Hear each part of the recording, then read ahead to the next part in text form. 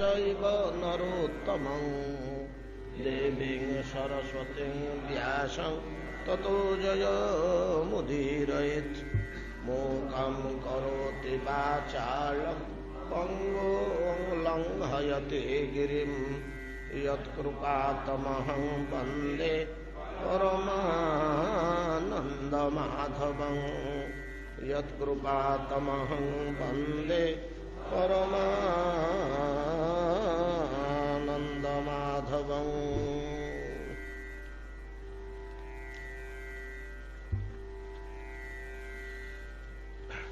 श्री ब्रह्मोवाच नौमीड्यं ते भ्रवपुषे तडिदम्बराय गुञ्जावतंस परिपिच्छलसनमुखाय वन्यस्रजे कबलवेत्र विषाणवेणो लक्ष्मश्रिये मृदुपदे पशुपाङ्गजाय अस्यापि देववपुषो मदनुग्रहस्य स्वेच्छामयस्य न तु भूतमयस्य कोऽपि नेशे मही त्ववसितं मनसान्तरेण साक्षात् तवैव किमुतात्मसुखानुभूते ज्ञाने प्रयासमुदपास्य नमन्त एव जीवन्ति सन्मुखरितां भवदीयवार्तां स्थाने स्थिता श्रुतिगतां तनुवाङ्मनोभिः अर्जे प्रायशो जितजितोऽप्यसितैस्त्रिलोक्यां श्रेयः श्रुतिं भक्तिमुदस्यते विभो क्लिश्यन्ति जे केवलबोधलब्धये तेषाम् असौ क्लेशळ एव शिष्यते नान्यत यथा स्थूलतुषावघातिनां पुरेह भूमन बहवोऽपि योगिन स्तोदर्पिते हा निज कर्म लब्धया विबुध्य भक्त्यैव कथोपनीतया प्रपेदिरेञ्जोच्युतते गतिं परा।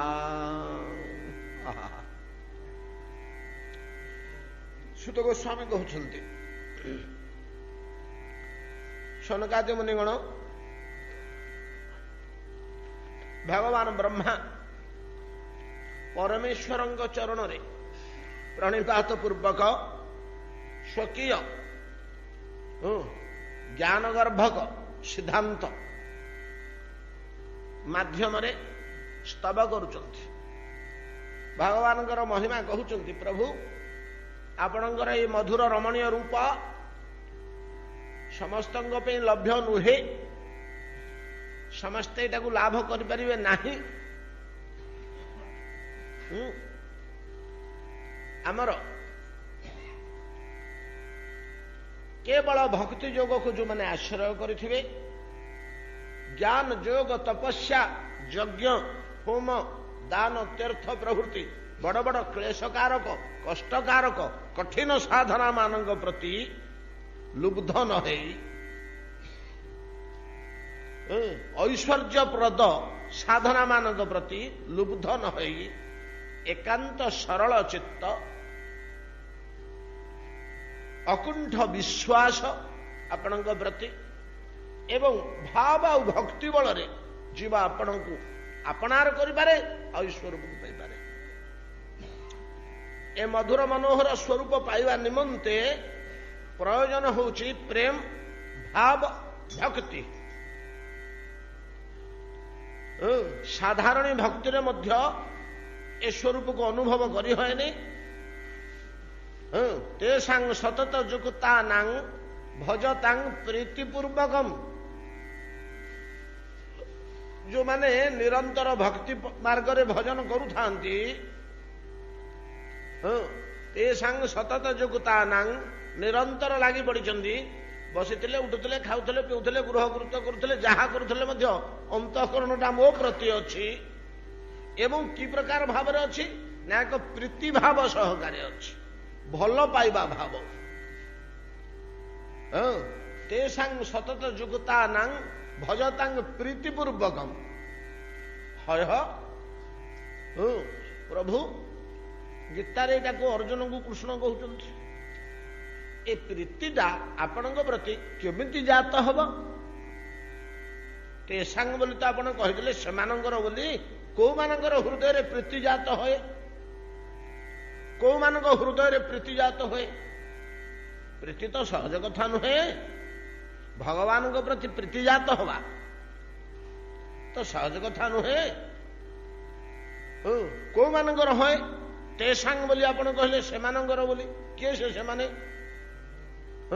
ना मति चित्ता मदगत प्राण जो माने निरंतर चित्तरे केवल मते ही स्मरण करुथांती एवं मदगत प्राण जेमती आमे पुआ को पत्नी की स्नेहशील व्यक्ति को मित्र को आहा तुम्हें मोर जीवन स्वरूप तुम्हें मोर हृदय सर्वस्व तुम्हें मोर जीवन सर्वस्व बोली जमी कहू मोर प्राण सर्वस्व बोली कहू से भाया भगवान प्रति से भाया जदि ममता भाव आसब मोर भगवान प्रति जदि मोर भाव आसे ममता भाव आसे मोर ठाकुरटी मोर तेषां सतत जुक्तानां भजतां प्रीतिपूर्वक तेषां को माने ना मति चित्ता मतगत प्राण ई भलिया लोक जदि किछि दिन हरि कथा श्रवण रे बसीगले ताकर प्रीति जात हो मति चित्ता मतगत प्राण बोधयंत परस्पर परस्पर जदि मत कथा आलाप कले बोधयंत बुझेवा कौन बुझेब कथा बुझेब महिमा बुझेब लीला बुझेब जन को आउ जने बुझौची जन को आउ जने कहूची जेमती चतुर्सन बसिचंती ताको 4 जन भितर गोटे ग्रुप गढ़िचंती जने कहबा आ 3 जन सुनिबे गोटे 4 जन आही थोर गोटे सुविधा हो जाइए आउ काहाको सेमाने अपेक्षा करिवार नै जने कहबा आ 3 जन बसिकरी सुनिबे किए केतळे कहबो अन्य 3 जन बसी शुणुथिबे तेणु वक्ता श्रोता खोजिबाकू दरकार पड़नी 4 जन पोखत वक्ता आ शुणा तो 3 जन अच्छा रहिले सब जड़े कहले मत चित्ता मदगत प्राण बोधयंत परस्परम तो गोसाई रामचरित मानस लिखले जीवन मुकुत ब्रह्म पर कथा सुनहि तजी ध्यान जीवन मुकुत व्यक्ति चतुर्सन प्रभृति ब्रह्मपरायण व्यक्ति जो मैंने ब्रह्म व्यतिरेक आउ कि जानते एतादृश चतुर्सनादि अन्य मुनि प्रभृति एमाने ध्यान फ्यान सब परित्याग कर तजी ध्यान कौन कले हो ना कथा शुण ही तजी ध्यान कहीं कथा शुणुंट ना कथार कौन गोटे से मिठा पाई कौन गोटे मिठा हरि कथार रही भगवान को कथा भितर कौन गोटे शक्ति अंतर्निहित अच्छी जे श्रीमद भागवतंगर बलिष्ठ उक्ति आत्मा रामास्य मुनयो निर्ग्रंथा अप्युरुक्रमे कुर्वन्ति अहेतुकीं भक्तिं इत्थं भूत गुणो हरि श्रीहरिंकर एमती गोटे विचित्र गुण अच्छी इत्थं भूत गुणो हरि श्रीहरिंकर ई भलिया गोटे विचित्र गुणटे अच्छी इत्थं भूत गुण ये भलिया गोटे गुण अच्छी भगवान जे कौन ना तांको संबंधी कथा लीला कथा महिमा कथा गुणानुवाद जन्म कर्मादि इत्यादि जिनसटा आत्मारामास्य मुनय निर्ग्रंथा अपि आत्माराम मुनि होते आत्माराम मुनि जी आत्मा रमण कले आत्मज्ञान हो गलानी जे मैंने जीवात्मा परमात्मा को उत्तम रूपे जानुंट निर्ग्रंथा कौन सन्देह नहीं कौन संशय नहीं ये हेले निर्ग्रंथा अपि आत्माराम अपि आत्माराम परम सिद्ध पुरुष जोग ज्ञान रे सिद्धि लाभ कले आत्मारामत्व आसे जी आत्मा रमण करे सी आत्माराम आमे कोठी रमण करुचे आमे देहरे रमण करुचे आमे देहरे रमण करुचे अर्थात ଏ ଦେହକୁ ଗାଧଉଛେ, ଖାଉଛେ, ପିଉଛେ, ସଫାସୁତୁରା କରୁଛେ, ବସ୍ତ୍ର ଅଳଙ୍କାର ଦେଇ ସଜଉଛେ, ଫୁଲ ଚନ୍ଦନ ଦଉଛେ, ବିଶ୍ରାମ କରୁଛେ, ନାଇଁ କି? ଆଉ ଦେହଟା ପିଛାରେ ଆମେ ଲାଗିଛେ ନା। ଆଉ ଆମେ 24 ଘଣ୍ଟା କଣ କରୁଛେ? ଦେହଟାକୁ ଯତ୍ନ କରିବାରେ ଲାଗିଛେ, ଆଉ ନାଇଁ କି? ଆମେ ନିଜ ନିଜ ଦେହକୁ ଯେତିକି ଯତ୍ନ କରୁଛେ, ଖାଇବା, ଶୋଇବା, ସଫାସୁତୁରା ରଖିବା, ବିଶ୍ରାମ ଦେବା, ଆଉ ଅନ୍ୟାନ୍ୟ ସବୁ କେବଳ ଆମର କାର୍ଯ୍ୟକଳାପଟା, କ୍ରୀଡ଼ାଟା, ସମୟଟା କୋଉଥିରେ ବିତୁଛି ନା ଦେହ ସେବାରେ ବିତୁଛି। କିନ୍ତୁ ଯେଉଁମାନେ ଦେହକୁ ସମ୍ପୂର୍ଣ୍ଣ ଭୁଲି ଯାଇଛନ୍ତି, ଆଉ କେବଳ ଆତ୍ମାରେ ଯେଉଁମାନେ ରମଣ କରୁଛନ୍ତି, ଆତ୍ମାକୁ ଯେଉଁମାନେ ଜାଣିଛନ୍ତି, ସେମାନେ ହେଲେ ଆତ୍ମାରାମ ମୁନି। ତେ ଆତ୍ମାରାମାଶ୍ଚ ମୁନୟ ନିର୍ଗ୍ରନ୍ଥ, ସେଗୁଡ଼ାକ ନିର୍ଗ୍ରନ୍ଥ, ତାଙ୍କର କୌଣସି ଗ୍ରନ୍ଥି ବା ସନ୍ଦେହ ପ୍ରଶ୍ନ କିଛି ଥାଏ ନା। ସେମାନେ ସବୁ ଜାଣିଛନ୍ତି, ସବୁ ବୁଝିଛନ୍ତି, ଆଉ ତାଙ୍କର କିଛି ବୁଝିବାକୁ ବାକି ନାହିଁ। ଆଉ ଗ୍ରନ୍ଥି ତ ନାହିଁ, ଆଉ ସନ୍ଦେହ ନାହିଁ। ଆଉ ନିର୍ଗ୍ରନ୍ଥା ଅପି, ଏଇଭଳିଆ ହେଲେ ମଧ୍ୟ ଭଗବାନଙ୍କ କଥାରେ ମଜି ଯାଆନ୍ତି। ଭଗବାନଙ୍କ କଥାରେ ମଜି ଇଥମ୍ଭୂତ ଗୁଣ ହରି, ହରିଙ୍କର ଏମିତି ଗୋଟେ ଗୁଣ ଅଛି ଯେ ତାଙ୍କ କଥାରେ ମଜି ଯାଆନ୍ତି ଆତ୍ମାରାମ ମୁନି ଗୁଡାକ, ନିର୍ଗ୍ରନ୍ଥା ମୁନି ଗୁଡାକ। ଏଇଭଳିଆ ଜୀବନ ମୁକୁତ ବ୍ରହ୍ମପର କଥା ସୁନହିତ ଜିଧ୍ୟାନ। ଆଉ ଗୋସାଇଁଜୀ ଟିକେ ଆକ୍ଷେପ ଉକ୍ତି ଆମକୁ ଗାଳିଦେଲା ଭଙ୍ଗିରେ କହିଲେ, ଯେ ନ ସୁନହି ହରି କଥା ତେ ପଶୁ ବିନୁ ପୁଞ୍ଛ ବିଷାଣ। ସେଇଟା ଅଲଗା କରି ଆମକୁ ଗାଳି ଦେଲେ। ଏଇଟା ସିଦ୍ଧାନ୍ତ ନୁହଁ, ତାଙ୍କ ମନ୍ତବ୍ୟ ବିରକ୍ତ। ତତେ ହରି କଥା ରୁଚୁନି, ତତେ ଭଗବାନଙ୍କ କଥା ଶୁଣିବାକୁ ଭଲ ଲାଗୁନି, ତୁ ପଶୁଟା କିରେ, ମଣିଷ ହେଇଥିଲେ ତତେ ରୁଚନ୍ତା। ଏଟା ବିରକ୍ତ ହେଇକିରି ଗାଳି ଦେଲେ। ଅତଏବ ପୁରେହ ଭୂମାନ ବହବପି ଯୋଗିନ, ବ୍ରହ୍ମା କହୁଛନ୍ତି ପୂର୍ବରୁ ବହୁତ ବହୁତ ଯୋଗୀ ଜ୍ଞାନ ଓ ଯୋଗ ପଥରେ ଯୋଗିନ, ଜ୍ଞାନ ଓ ଯୋଗ ପଥରେ ଅଭ୍ୟାସ କରି କରି, ଚେଷ୍ଟା କରି କରି, ଶ୍ରମ କରି କରି ପରିଶେଷରେ ବିବୁଦ୍ଧ୍ୟ, ବୁଝିଲେ ଯେ ଭକ୍ତି ହେବ। କେବଳ ଭକ୍ତିରେ ଭାଇ, ନହେଲେ ମିଳିବନି, ଭକ୍ତି ବିନା ମିଳିବନି। ପ୍ରଭୁ ଶ୍ରୀରାମ ପିତୃ ସତ୍ୟ ପାଳନ କରି ଅରଣ୍ୟକୁ ଆସିଛନ୍ତି, ଦଣ୍ଡକାରଣ୍ୟରେ ବୁଲୁଛନ୍ତି। ବିଭିନ୍ନ ଅରଣ୍ୟ ଚିତ୍ରକୂଟ ପାର ହୋଇ ଦଣ୍ଡକାରଣ୍ୟ ପଳେଇ ନାହିଁ। ସେତେବେଳକୁ ଦଣ୍ଡକାରଣ୍ୟରେ ବହୁତ ମୁନି ଋଷି ବସି ଯୋଗ ସାଧନା କରୁଥାନ୍ତି, ତପ ହୋମ ଇତ୍ୟାଦି ସମସ୍ତ କରୁଥାନ୍ତି। ଅରଣ୍ୟଟା ତ ସେତେବେଳେ ଥିଲା ମୁନି ଋଷି ମାନଙ୍କର ସାଧନ କ୍ଷେତ୍ର। ତ ଘୋର ସାଧନାରେ ବସିଛନ୍ତି। ଏତିକିବେଳେ ରାମ, ଲକ୍ଷ୍ମଣ, ସୀତା ସେ ରାସ୍ତା ଦେଇକରି, ମାର୍ଗ ଦେଇକରି ଯାଉଛନ୍ତି। ସୀତା ଦେବୀ କଣ କରୁଛନ୍ତି ନା ରାମଙ୍କର ପାଖରେ ପାଖରେ ଅଛନ୍ତି। କି ସୁନ୍ଦର ବସା ଉଠା କରୁଛନ୍ତି। କୋଉଠି କ୍ଳାନ୍ତି ଅପନୂତନ କରିବା ନିମନ୍ତେ ସୁନ୍ଦର ଚିକଣ ସ୍ପଷ୍ଟିକ ପଥରଟିଏ ପାଇକରି ତା ଉପରେ ବସିଲେ। ସ୍ପଷ୍ଟିକ ଶିଳା ବୋଲିକିରି ଗୋଟେ ଏବେ ଅଛି ଆଜ୍ଞା, ଚିତ୍ରକୂଟରେ ଦେଖିବେ। ସେ ନଦୀ ଭିତରକୁ, ମନ୍ଦାକିନୀ ନଦୀ ଭିତରକୁ ଏମିତି ପଥରଟା ଲମ୍ବିକିରି ରହିଛି ବାହାରୁ। ତା ନାଁ ହଉଛି ଫଟିକ ଶିଳା। ତାକୁ ଫଟିକ ଶିଳା। ପ୍ରକୃତରେ ସେ ପଥରଟା ଧଳା ଦିଶୁଛି, ଧଳା ରଙ୍ଗର ପଥରଟେ ଚିତ୍ରକୂଟରେ ଏମିତି ନଦୀ ଭିତରକୁ ପଶି ଯାଇଛି। ମନ୍ଦାକିନୀର ଜଳ ଯାଉଛି, ଆଉ ସେ ପାଣି ଭିତରକୁ ଟିକେ ପଶିଯାଇଛି। ବିରାଟ ଆମର ଏଇ ନାଟମଣ୍ଡପର ଅଧ୍ୟାୟ ହବ ପଥରଟେ। ତା ଉପରେ 15-17 ଜଣ ଲୋକ ବସିପାରିବେ ଆରାମରେ। ଆଉ ତଳେ ପାଣି ଯାଉଛି, ଚାରିପଟେ ପାଣି ଯାଉଛି, ଭିତରକୁ ପଶି ଯାଇଛି ଲମ୍ବିକିରି ପଥରଟା। ବସିବାକୁ ଗୋଡ଼ ଆନନ୍ଦ ଲାଗୁଛି। ଆଉ କଣ, ତାକୁ ଫଟିକ ଶିଳା ବୋଲି କହନ୍ତି। ଏଇଭଳିଆ ସ୍ପଷ୍ଟିକ ସଫା ସୁତରା ଶିଳା ଉପରେ ଯେତେବେଳେ ବସି ପ୍ରଭୁ ଶ୍ରୀରାମ ଆଉ ସୀତା ପରସ୍ପର ଆଳାପ କରୁଛନ୍ତି, ତ ଦାମ୍ପତ୍ୟ ସୁଖାନୁଭବ କରୁଛନ୍ତି। ଏଇଟା ଦଣ୍ଡକାରଣ୍ୟର ମୁନି ଋଷିମାନେ ଦେଖିଲେ। ଦଣ୍ଡକାରଣ୍ୟର ମୁନି ଋଷି ମାନଙ୍କର ତ ଚିତ୍ତ ଶୁଦ୍ଧ ହେଇଯାଇଛି। ଚିତ୍ତ ଶୁଦ୍ଧ ହେଇଯାଇଛି ନା, କାହିଁକି ନା ସୁଦୀର୍ଘ କାଳ, ବହୁତ କାଳ ସେମାନେ ହରିଭଜନ କରି କରି, ହରିଭଜନ ଭକ୍ତି ମାର୍ଗ କରନ୍ତୁ କି ନ କରନ୍ତୁ, ଯୋଗାଭ୍ୟାସ କରିଛନ୍ତି, ଜ୍ଞାନାଭ୍ୟାସ କରିଛନ୍ତି, ତ କରି କରି ସେମାନେ ଦିବ୍ୟ ଦୃଷ୍ଟି ଆସିଯାଇଛି। ତେଣୁ ଯେତେବେଳେ ଦେଖି ପକେଇଲେ ପ୍ରଭୁ ଶ୍ରୀରାମକୁ, ଲୌକିକ ରୂପ, ଅଲୌକିକ ରୂପ, ରମଣୀୟ ମୂର୍ତ୍ତି, ଏ ମନୋହର ପୁରୁଷ ରାମ, ଏ କିଏ?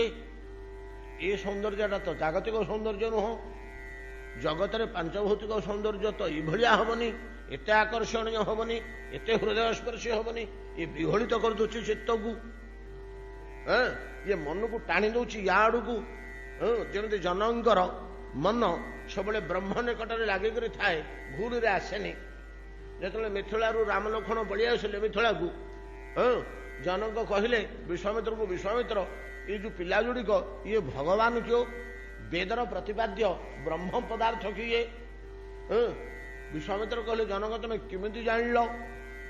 ତମେ କେମିତି ଜାଣି ପକେଇଲେ? ତ ମଣିଷ ପିଲା ଯୋଡ଼େ ମୋ ସାଥିରେ ଆସିଛନ୍ତି। ତ ଦଶରଥଙ୍କ ପୁଅ ଦିଟା, ଦଶରଥ ମତେ ସାଥିରେ ଦେଇଛନ୍ତି ୟାଙ୍କୁ ଅସ୍ତ୍ରବିଦ୍ୟା ଶିକ୍ଷା ଦେବା ପାଇଁ କି। ତମେ ବ୍ରହ୍ମ ବୋଲି ୟାଙ୍କୁ କଣ କହୁଛ?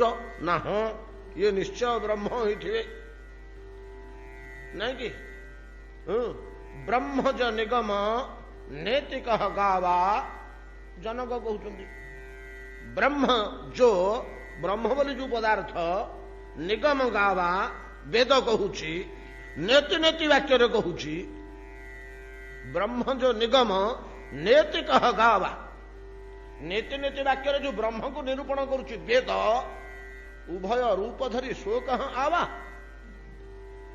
ସେ ବ୍ରହ୍ମ ଦିଟା ମୂର୍ତ୍ତି ହେଇକିରି ଆସିଛି କି?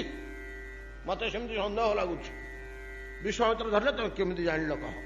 ତମେ ତ ଜଣେ ଋଷି, ମୁଁ ତ ଜଣେ ଋଷି। ସେ ରାଜର୍ଷି ବ୍ରହ୍ମର୍ଷି, ଯାହାହେଲେ ଆମେ ତ ଏକା ପାଠ ପଢିଛେ ଦି ଜଣ ଆଗ। ତୁମେ ଯୋଉ ଟେକ୍ନିକ ଜାଣ ମୁଁ ମଧ୍ୟ ସେଇ ଟେକ୍ନିକ ଜାଣିଛି। ଆମ ଉଭୟଙ୍କର ପୋଥି ହେଲା ବେଦ, ବେଦ ବିଦ୍ୟା ତ ମୁଁ ମଧ୍ୟ ଜାଣିଛି, ତମେ ମଧ୍ୟ ଜାଣିଛ।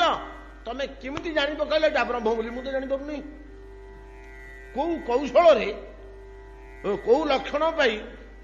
ସେ କହିଲେ ନାଇଁ ଏଇଟା ପୋଥିରୁ ଜାଣି ହବନି, ଏଇଟା ମୋର ବ୍ୟକ୍ତିଗତ, ମୋର ବ୍ୟକ୍ତିଗତ କାଲିବର ଅଛି, ଯାହା ଫଳରେ ମୁଁ ଜାଣିପାରିଲି। ଏଇଟା ପୋଥି ପାଠରେ ଧରା ପଡିବନି। କଣ ତମର ବ୍ୟକ୍ତିଗତ ଅଧିକ ସାମର୍ଥ୍ୟ ଅଛି? ନା ମୋର ଏଇ ଜିନିଷଟା ଅଛି ଯେ ତମ ମାନଙ୍କର ମନ ମଧ୍ୟ ବ୍ରହ୍ମରେ ଲାଗୁଛି, ଆଉ ଦରକାର ପଡ଼ିଲେ ମଧ୍ୟ ପ୍ରାକୃତିକ ଜଗତକୁ ଆସୁଛି, କିନ୍ତୁ ମୋର ମନ ବ୍ରହ୍ମରେ ସ୍ଥିତ ହେଇକିରି ରହେ, ପ୍ରାକୃତିକ ଜଗତକୁ ମୁଠେ ଆସେ ନା। ଇହ୍ନ କହ ବିଲୋକତ, ଏ ଦିଟା ପିଲାକୁ ବିଲୋକନ କରି, ଇହ୍ନ କହ ବିଲୋକତ ଅତି ଅନୁରାଗା, ବରବଶ ବ୍ରହ୍ମ ସୁଖ ମନ ତ୍ୟାଗା। ମନ ବ୍ରହ୍ମ ସୁଖ ଛାଡ଼ି ଦେଇକିରି ଏ ପିଲା ଗୁଡାକ ପାଖକୁ ପଳି ଆସୁଛି। ଇଏ ଯଦି ବ୍ରହ୍ମ ନ ହୋଇଥାନ୍ତେ ବ୍ରହ୍ମ ସୁଖ ଛାଡ଼ିକିରି ମୋ ମନ ଆସନ୍ତାନି। ବ୍ରହ୍ମ ଇଏ ନ ହୋଇଥିଲେ ମୋ ମନ ଆସନ୍ତାନି ୟାଙ୍କ ପାଖକୁ।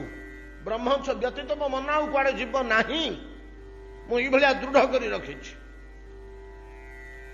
ଦଣ୍ଡକାନୀର ମୁନି ଗୁଡାକ ସେଇଭଳିଆ ବ୍ରହ୍ମଦ୍ରଷ୍ଟା, ବ୍ରହ୍ମଦର୍ଶୀ ମୁନି ଗୁଡାକ, ଜ୍ଞାନ ଓ ଯୋଗରେ ଭରପୁର।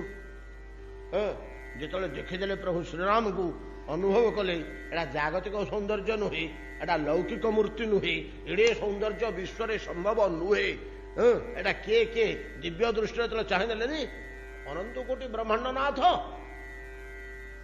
ରମଣୀୟ ମନୋହର ମୂର୍ତ୍ତି ଧରିକିରି ଆସିଛି, ହଉ ଆସୁ, ଏଇଟା କିଛି ନୂଆ କଥା ନୁହେଁ। ସେ ମଝିରେ ମଝିରେ ଆସେ, ତା ପାଖରେ ଯୋଉ ଝିଅଟା ବସିଛି ତା ସେଥିରେ ଖେଳୁଛି, ବୁଲୁଛି, ଠେଲା ପେଲା ହଉଛି, ହସ ଖୁସି ହଉଛି, ତାକୁ କୋଳେଇ ଖୁଆଇ ଦଉଛି, ଫୁଲ ପିନ୍ଧେଇ ଦଉଛି, ସେ ତାକୁ କେତେ ଥଟ୍ଟା ପରିହାସ କରୁଛି, ଇଏ ତାକୁ କେତେ ଥାବରାଉଛି।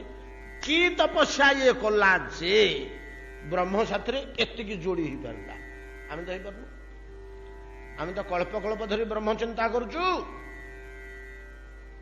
ଆଜ୍ଞା ରାମାୟଣ ଭିତରେ ମଧ୍ୟ କେମିତି ଖଞ୍ଜା ହେଇଛି ଏଇ ଜିନିଷ, ଏଇ ଜିନିଷ। ଏଟା ତ ମୂଳ ରାମାୟଣର କଥା ଖଞ୍ଜା ହେଇଛି। ଆମେ ମଧ୍ୟ ବ୍ରହ୍ମ ଚିନ୍ତା କରୁଛୁ, ଆଜି ନୂଆ ନୁହେଁ। ଆମେ ବି ବ୍ରହ୍ମଦ୍ରଷ୍ଟା, ବ୍ରହ୍ମଦର୍ଶୀ, ବ୍ରହ୍ମ ଚିନ୍ତନ କରୁଛୁ, ବ୍ରହ୍ମ ଅନୁଭୂତି ଆମର ଅଛି। କିନ୍ତୁ ବ୍ରହ୍ମ ସାଥିରେ ଖେଳିବା, ବୁଲିବା, ମୌଜ ମଜଲିସ କରିବା, ଥଟ୍ଟା ପରିହାସ ହବା, ଘଷି ମାଜି ହବା, ଏଇ ସବୁ ବସ୍ତୁଟା ଇଏ କଣ ପାଇଲା? କୋଉ ସାଧନରେ ଏଇଟା ମିଳୁଛି? ବେଦରେ ଥିବା ସମସ୍ତ ସାଧନ ପଦ୍ଧତି ଆମେ ଜାଣି ପକେଇଛୁ, ଆମକୁ କିଛି ଅଜଣା ନାହିଁ। ରାମ ଯେତେବେଳେ ବୁଲୁଛନ୍ତି, କେତେ ଥରେ ଅଧେ ଆମେ ଏଠି ଆଲୋଚନା କରିଛେ। ଆମର ଉତ୍କଳୀୟ ବିଦ୍ୱାନ ଉପେନ୍ଦ୍ର ଭଞ୍ଜ ସ୍ୱରଚିତ ବୈଦେହୀଶ ବିଳାସ ନାମକ ରାମାୟଣରେ ଏଟେ ସୁନ୍ଦର ଭାବରେ ଫୁଟେଇଛନ୍ତି। ଆଜ୍ଞା ସେଗୁଡାକ ପଣ୍ଡିତ ଥିଲେ, ଜ୍ଞାନୀ ଥିଲେ, ଖାଲି କବି ନଥିଲେ। ଆଉ ସେମାନେ ଶାସ୍ତ୍ରକୁ ଛାଡ଼ିକିରି କୁଆଡେ ଯିବେନି। ଗୋଟେ କବିତା ଲେଖିଲେ ଶାସ୍ତ୍ରକୁ ଛାଡ଼ି କୁଆଡେ ଯିବେନି, ନୀତି ନିୟମକୁ ଛାଡ଼ିକିରି କୁଆଡେ ଯିବେନି। ବିହରୁ ବିହରୁ ଦଣ୍ଡକାରଣ୍ୟେ ରାମ ବୃନ୍ଦ ବୃନ୍ଦ ଋଷି ଦେଖି ସୁପୁଣ୍ୟେ, ନାଇଁ କି ବନଦ ଶ୍ୟାମ କାହିଁ ଥିଲା ବରିଲା ଏ ରାମା କିତ ପକଲା ଯେ। ସେ ଚିନ୍ତା କରୁଛି ଏ କୋଉ ତପସ୍ୟା ବଳରେ ତାକୁ ପତିକିରି ପାଇଛି।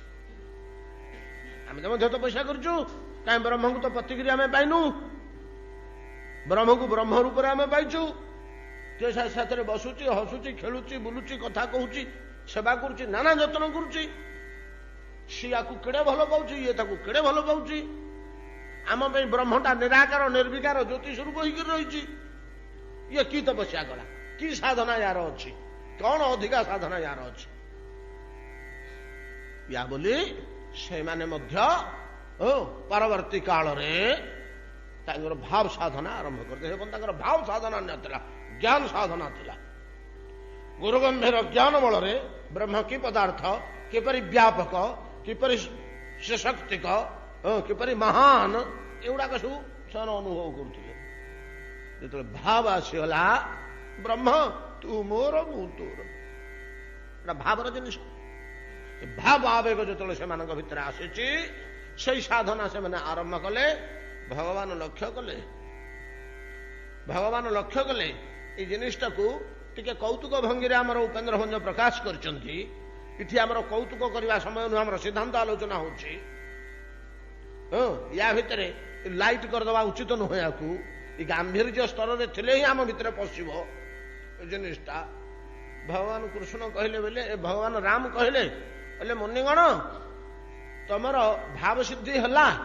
ସେମାନେ ତ ହେଇଯାଇଥିଲା, ଆଉ କଣ କି, ଏଟା କଣ ଛୋଟିଆ ଲୋକ କି, ସିଦ୍ଧ ପୁରୁଷ ଗୁଡାକ। ଭାବ ସିଦ୍ଧି ତମର ହେଲା, ତମ ଅନ୍ତଃକରଣର ଭାବ ମୋ ପ୍ରତି ଯେ ଅର୍ପଣ କଲ ମୁଁ ପାଇଲି। ଠିକ ଯେ ଏଇଟା ମୋର ଅବତାର କାଳୀନ ଲୀଳା। ଏ ଅବତାର କାଳ ଲୀଳାରେ ମୋର ଏକବର୍ତ୍ତୀ ବ୍ରତ ମାତ୍ର, ପରବର୍ତ୍ତୀ ଲୀଳାରେ ମୁଁ କୃଷ୍ଣମୂର୍ତ୍ତି ଧାରଣ କରିବି। ଏମିତିକା ତୁମ ଭଳିଆ ଅନେକ ଭକ୍ତ ଅନେକ ଜାଗାରେ ମୋ ସହିତ ଲୀଳା ବିଳାସ କରିବାକୁ ଅପେକ୍ଷା କରିପଡ଼ିଛନ୍ତି। ସେତେବେଳେ ସମସ୍ତଙ୍କୁ ଏକାଥରେ ସ୍ୱୀକାର କରିଦେବି।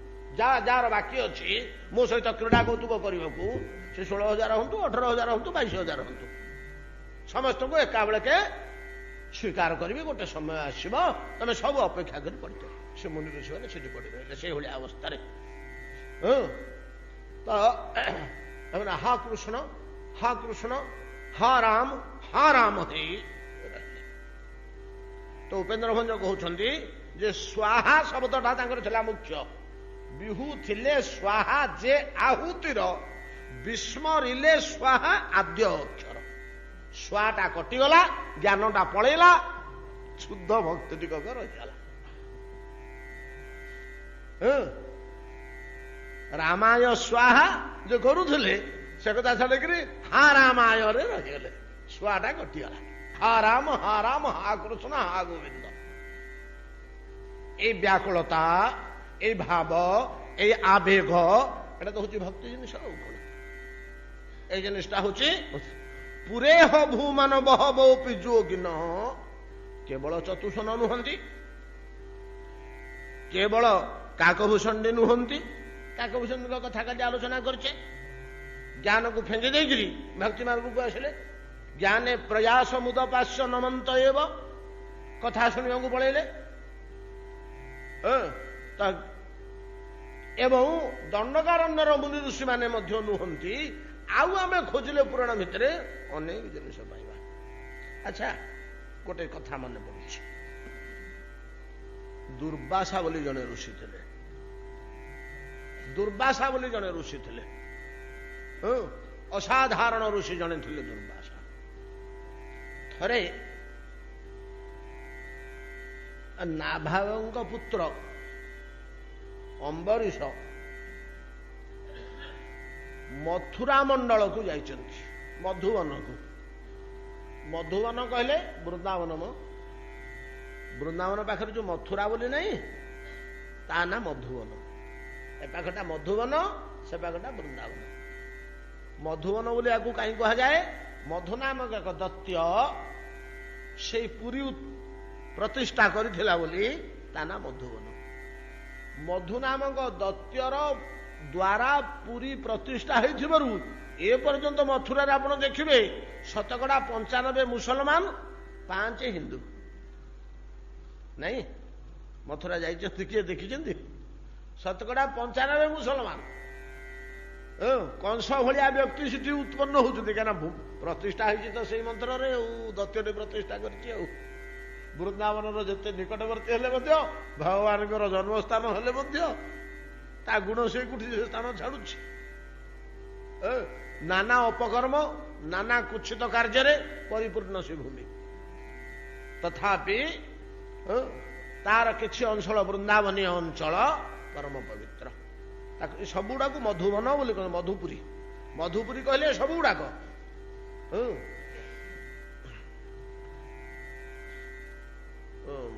ମଥୁରା, ମାୟା, କାଶୀ, କାଞ୍ଚି, ଅବନ୍ତିକା, ପୁରୀ, ଦ୍ୱାରାବତୀ ଚୈବ ସପ୍ତେତେ ମୋକ୍ଷଦାୟିକା। ଆରମ୍ଭଟା କଣ କି? ମଥୁରା, ମାୟା,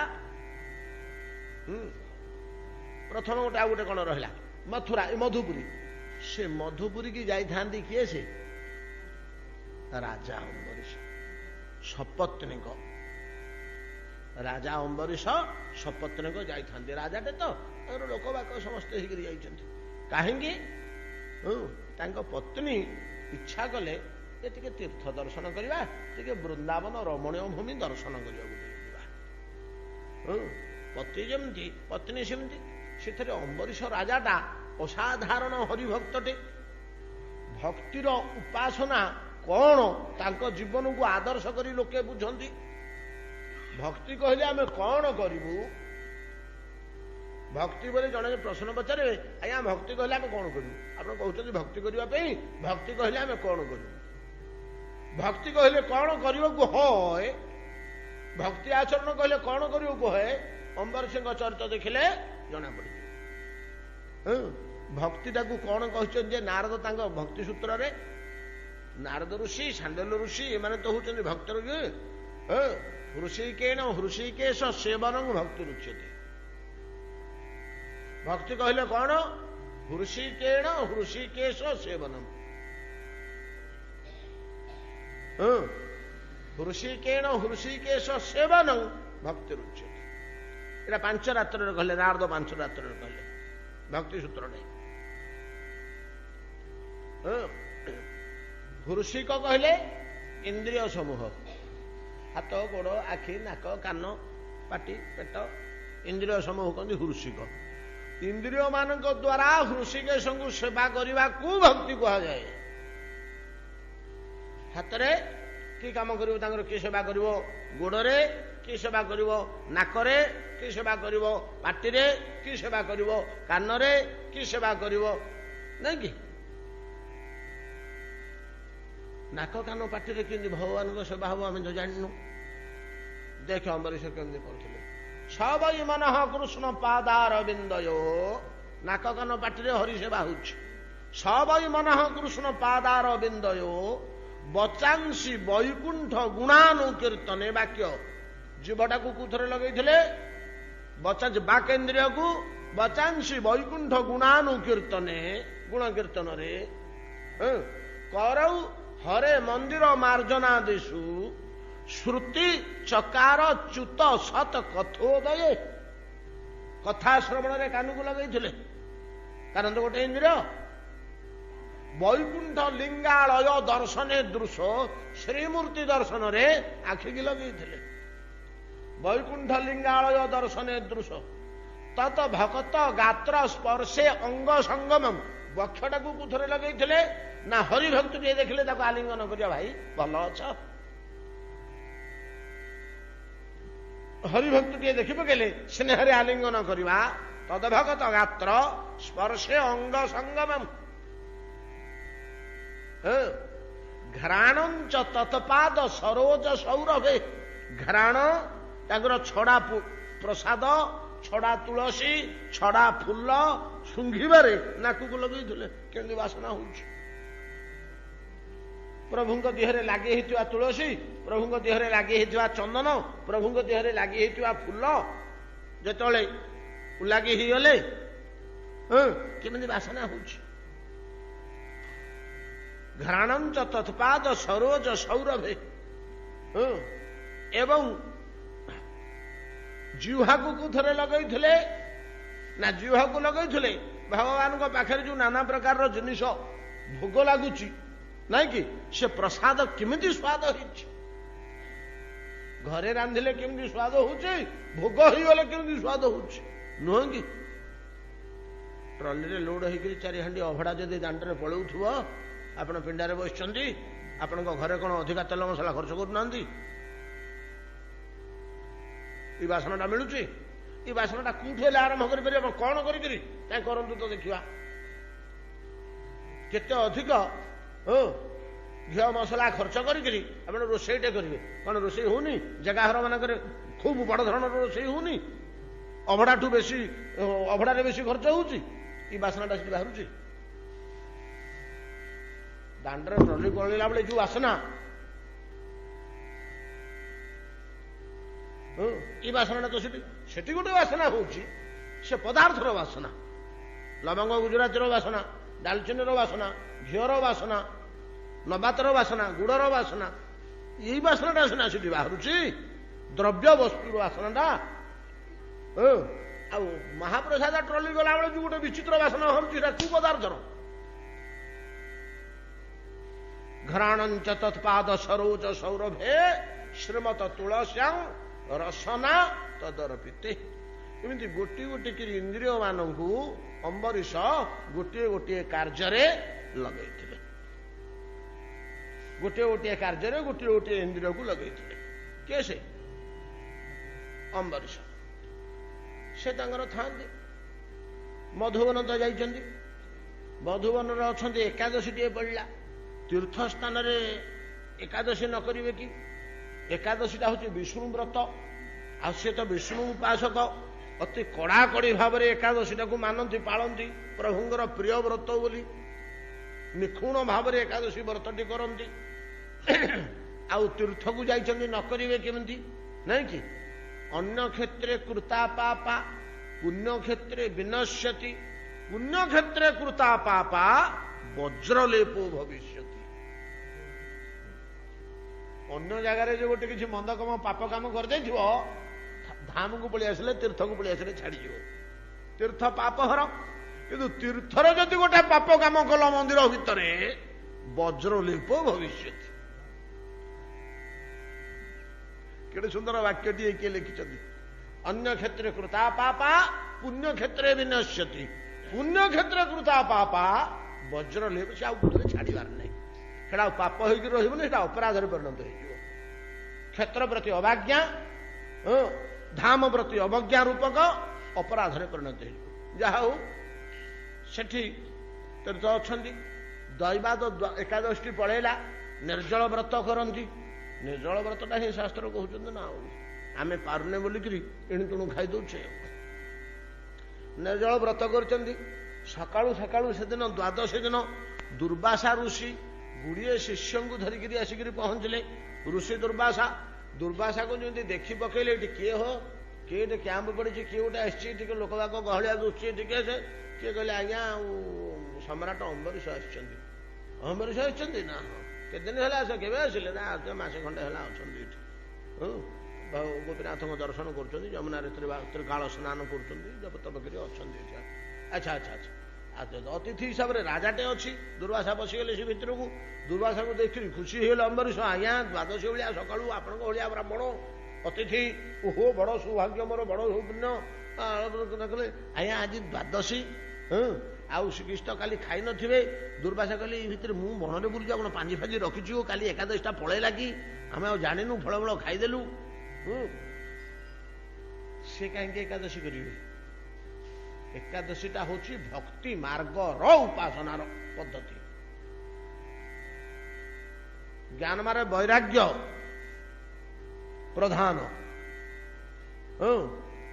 से एकादशी उपर एत गुरुत्व नहीं भक्ति मार्ग जिन तेणु कहीं नजर देवे दुर्वासा ଆଚ୍ଛା ଠିକ ଅଛି ମୁଁ ପଳେଇ ଆସୁଛି ଆଜ୍ଞା ଟିକେ ଶୀଘ୍ର ପଳେଇ ଆସନ୍ତୁ ପାରଣ ବେଳ ଗଡ଼ିଯିବ ଖା ପିଅ କରିବା ଆପଣ ଅତିଥି ମୋର ନା ହଁ ହଁ ମୁଁ ପଳେଇ ଆସୁଛି ଗଲେ ଯମୁନା ଯମୁନା ଜଳରେ ଯେମିତି ବୁଡ଼ି ପଡ଼ିଲେ କିଏ ସେ ଦୁର୍ବାସା ଯମୁନା ତ ଭଗବାନଙ୍କର ସଙ୍ଗିନୀ କୃଷ୍ଣଙ୍କର ତା ଜଳର ଗୋଟେ ଅଲଗା ପ୍ରଭାବ ଅଛି ସେ ଜଳରେ ଯେତେବେଳେ ବୁଡ଼ି ପଡ଼ିଲେ ତାଙ୍କ ଅନ୍ତଃକରଣ ଭିତରେ ବଡ଼ ଭାବ ଆବେଗ ଆସିଲା ସେ ତ ସବୁ ମନ୍ତ୍ରରେ ଧୁରନ୍ଧର ସବୁ ମନ୍ତ୍ରରେ ପରମ ସିଦ୍ଧ ସେଠି କୃଷ୍ଣ ମନ୍ତ୍ର ବସିକିରି ଜପ କଲେ କୃଷ୍ଣ ମନ୍ତ୍ର ଜପ କରୁ କରୁ ଟିକେ ଡେରି ହେଇଗଲା ଇଆଡ଼େ ପାରଣ ମେଳ ଗଡ଼ି ଯାଉଛି ନାଇଁ କି ଇଆଡ଼େ ପାରଣ ମେଳ ଗଡ଼ି ଯାଉଛି ପାରଣ ବେଳ ଭିତରେ ଅନ୍ନ ଭୋଜନ କରିବାକୁ ହବ କାହିଁକିନା ପାରଣଟା ହଉଛି